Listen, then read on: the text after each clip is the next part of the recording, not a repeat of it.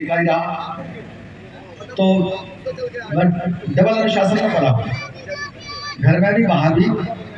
और मैं ये मान के चलता हूँ कि हमारे पिछड़ेपन का कारण हमारे समाज का। ठीक है, हम दुनिया भर को दोष दे सकते हैं, पुरोहितों को, जमींदारों को, वर्ण व्यवस्था को, सबको।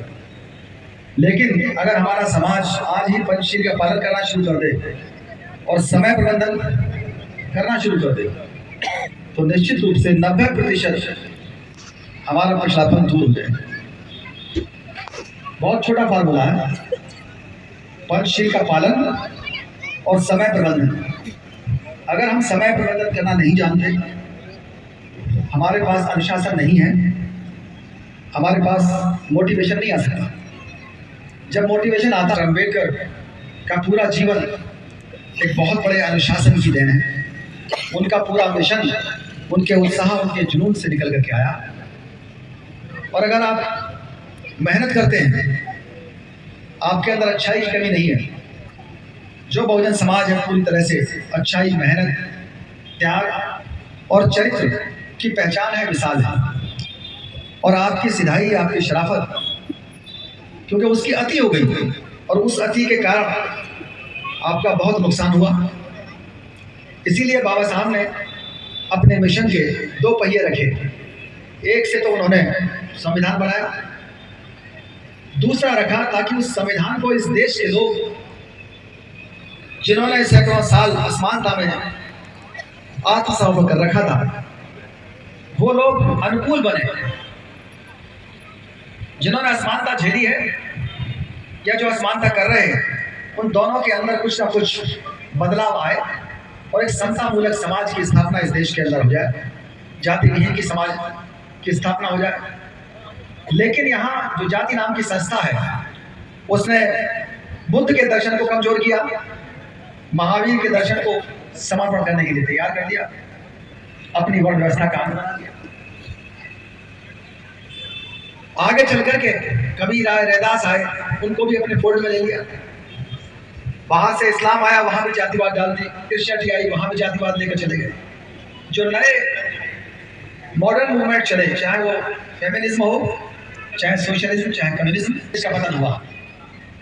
वो इस बात को मानने के लिए तैयार नहीं कि वर्ण व्यवस्था की वजह से पतन हुआ।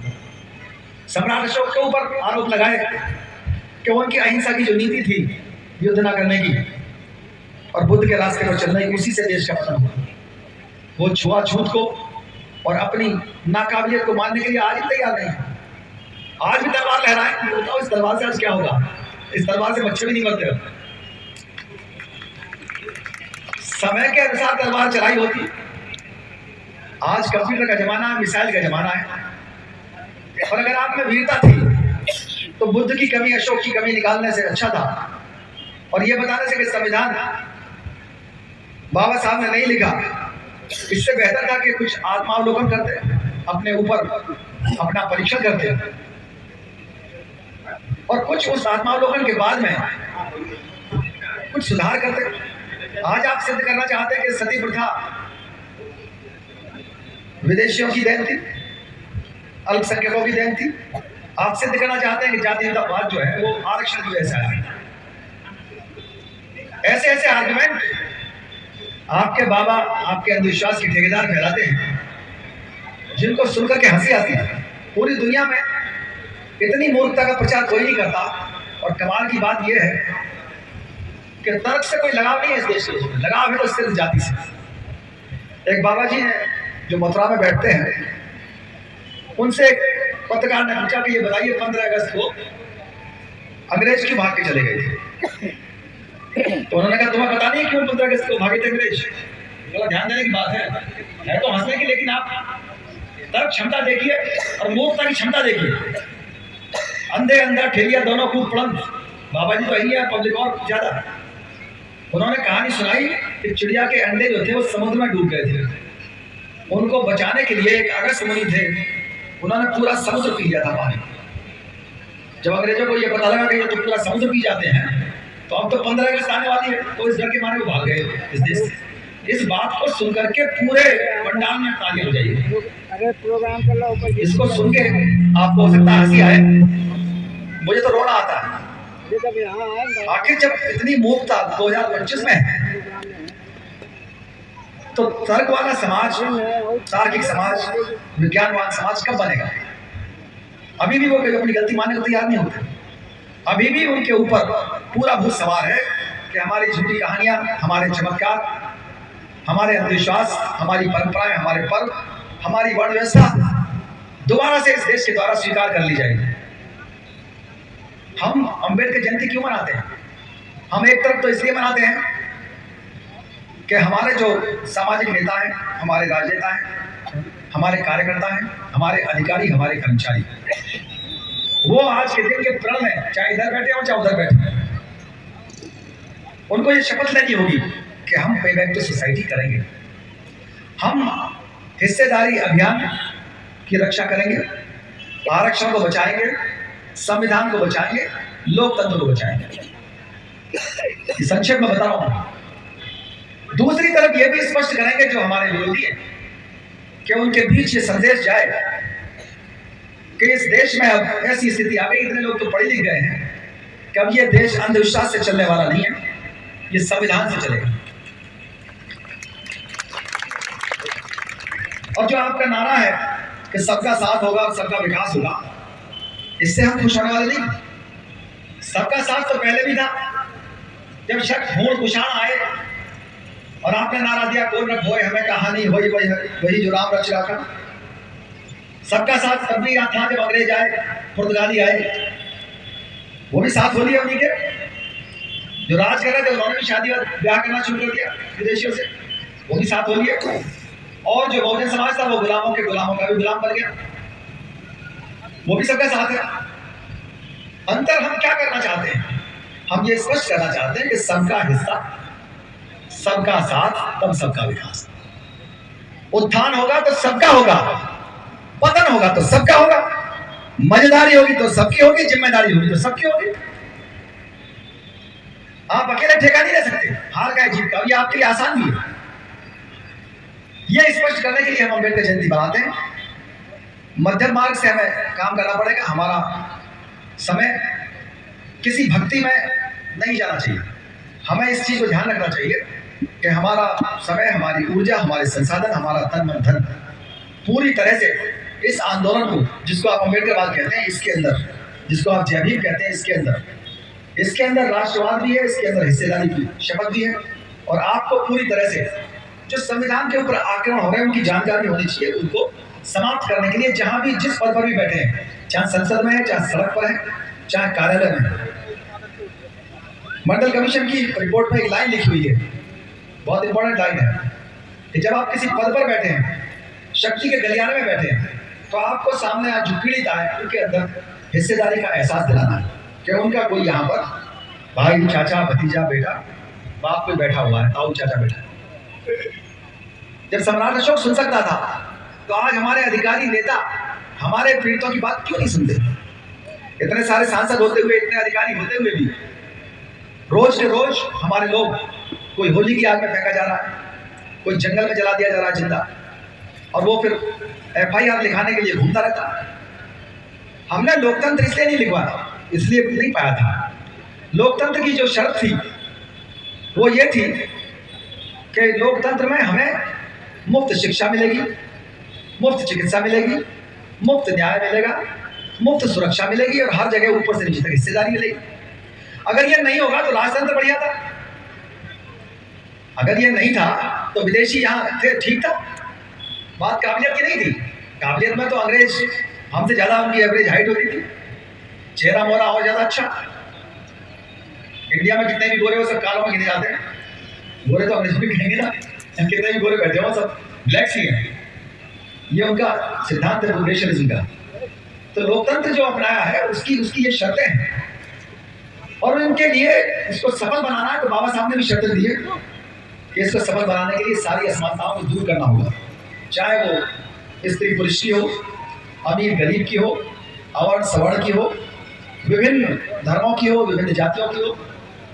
वो सारी असमानताएं अमीर गरीब की किसी भी तरह से दिखाई नहीं देनी चाहिए, होनी भी नहीं चाहिए। स्वस्थ ओपोजिशन हो, ऐसा ना हो कि ओपोजिशन खत्म हो गया संविधान भी खत्म हो जाएगा।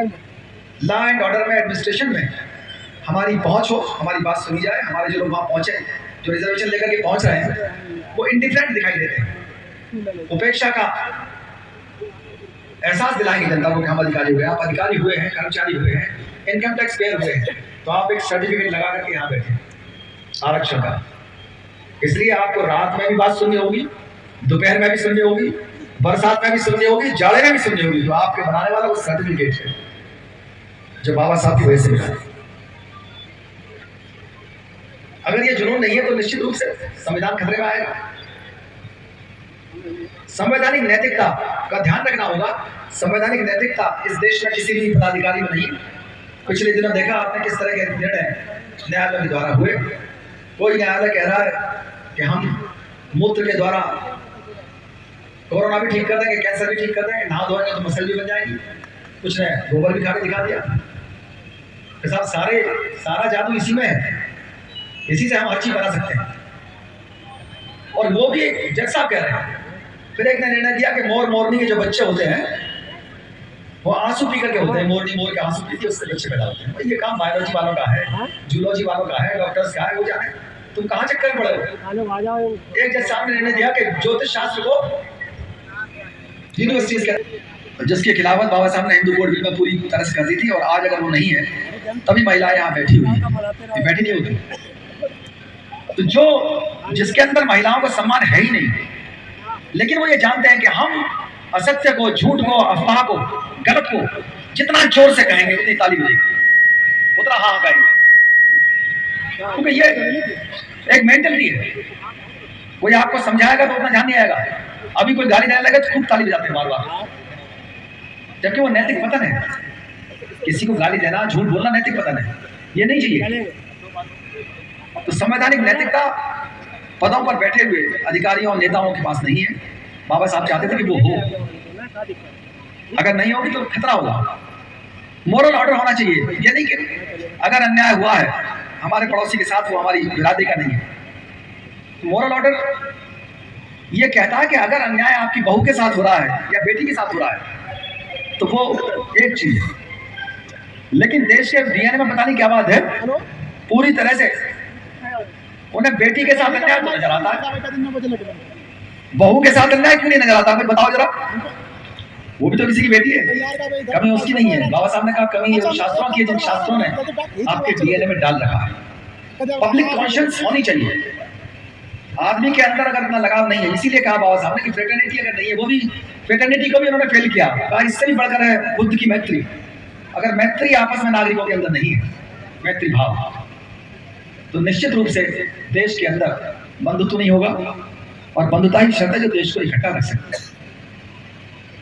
ऐसा ही चीजों में संविधान बनाया और इसीलिए बुद्ध का रास्ता अपनाया। उस पर जो हमले हो रहे हैं उस पर ध्यान देना होगा आप लोगों को। आप में पत्रकार भी होंगे, वकील भी होंगे। अगर आप अपने स्तर से जनता को समझाएंगे, जो क्रीमी लेयर कंसेप्ट लेकर के आए, वो क्रीमी लेयर कंसेप्ट ने बहुजन एकता को खत्म कर दिया। ओबीसी के अंदर कुछ लोगों का छित्रीकरण कर दिया और कुछ लोगों को रिजर्वेशन उन लोगों का हटा भी दिया, कुछ को मिला भी तो उन्हें जानकारी नहीं है। Creamy layer divide and rule का एक अच्छा खासा उन्होंने सूत्र ढूंढ लिया, दलित महादलित का ढूंढ लिया। अभी भी प्रयास करते हैं, रिट पड़ी हुई है बहुत सारी, और निर्णय कर दिया उन्होंने सब कैटेगराइजेशन का। 3 हिस्सों में बांट दिया, तेलंगाना में पास कर दिया, लागू हो जाएगा।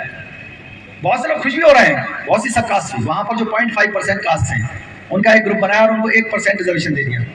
अब जरा बताइए, कोई विद्वान गणित वाला है कोई बैठा है यहाँ? कोई गणित वाला है, एमएससी वाला या इंटर गणित वाला? नहीं बेटा। अगर 2 एसडीएम की जगह हो शेड्यूल कास्ट की तो 1% जिस ग्रुप को मिलेगा उसका रोस्टर में कितने साल बाद नाम आएगा? 40 साल बाद।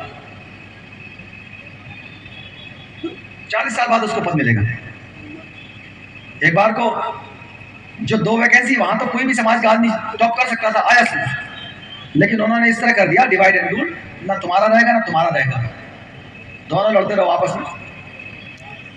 सब कैटेगराइजेशन वालों ने बड़ा प्रचार किया कि साहब कुछ परिवार खा गए, अमीर खा गए, उसको खा गए। अरे भाई पहले पूरा तो करो उसको। अगर आपको बहुत ज्यादा मोह है या चिंता है हमारे गरीबों की, हमारे पिछड़ों की, तो उनकी चिंता के लिए आप निजी क्षेत्र में आरक्षण अंतर विवाह जो करें बहुजन समाज के आपस में करें या औरों से भी करें, उनको कर माफी दो, उनको रिजर्वेशन दे दो, आप उनका अलग से बैकलॉग निकाल दो, मुफ्त शिक्षा दे दो, मुफ्त छात्रावास दो, मुफ्त सुविधाएं दो, तो लोग निकल के आएंगे। मुफ्त अंग्रेजी स्कूल खोलो, लेकिन वो सब नहीं किया। उन्होंने कहा पहले बांट दो अपने आप, पहले लड़ाई कराओ। यही काम है उनका। 1949 में एक एक्ट बनाया था जैसे ही सत्ता मिली, बुद्धिस्ट टेम्पल एक्ट, और उसमें प्रॉपर्टी तो बौद्धों की है, उसमें 5 रख दिया अबौद्ध। चेयरमैन को गारंटी दे दी कि हाँ ये जो डीएम रहेगा ये अगर बुद्धिस्ट है तो वो नहीं माना जाएगा, वो हिंदू रहना चाहिए। चाबी किसी और को दे दो, घर किसी और का। उससे एक्सपेरिमेंट सफल हो गया इतने साल से, उसका विरोध अब शुरू हुआ है, बहुत ज़्यादा विरोध नहीं हुआ। उन्होंने वो वक्फ वाला भी शुरू कर दिया।